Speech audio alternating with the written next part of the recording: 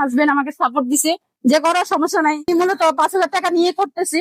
এখন আলহামদুলিল্লাহ যায় আসে, মোটামুটি সংসার চলে যায় আর কি। পাশে কেক বেচতেছি, অনেকজনে অনেক কথাই বলছে, অনেকজনে অনেক ভাবে দেখছে। তারপরে এখন আমি আমার অনেক সাপোর্ট দিচ্ছে, সেই জন্য আমি আছে এতটুকু আগাতে পারছি। যে বাসায় বসে থাকি, তারপরে ভাবছি অফিসের টাইম বসে থাকি, যখন একটা কাজ করি যে কোনো একটা করা যায়, সেজন্য এটা মাথায় আসছে, ইউটিউব দেখে শিখছি। এখন আপাতত এটা করতেছি, আলহামদুলিল্লাহ ভালোই চলতেছে।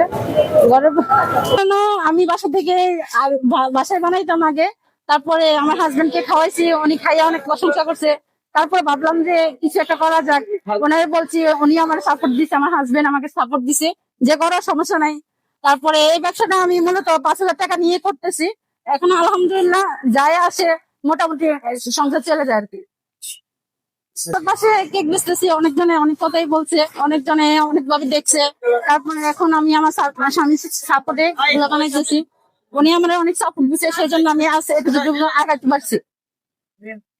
চকলেট কেক আছে, এটা রবার লোড চকলেট 70 টাকা পিস। এটা হচ্ছে বাটার স্কচ, এটা 60 টাকা পিস। রসমালাই কেক আছে, এটা 70 টাকা পিস। এটা হচ্ছে যে ম্যাঙ্গো কেক, এটা 50 টাকা পিস। এটা আইসক্রিম কেক, এটা 70 টাকা পিস। আলহামদুলিল্লাহ যারা খায় সবাই ভালো বলে, তাদের সাপোর্টে আজকে দুজন আগাইছি। আগে আমি কেক বিক্রি করতাম 4টা 5টা, এখন আলহামদুলিল্লাহ অনেক আগাইছি। প্রতিদিন 10-12টা বিক্রি হয় আলহামদুলিল্লাহ। একটা কেক আনছিলাম, তখন আমি 2 পিস 3 পিস এরকম করে বিক্রি করতাম।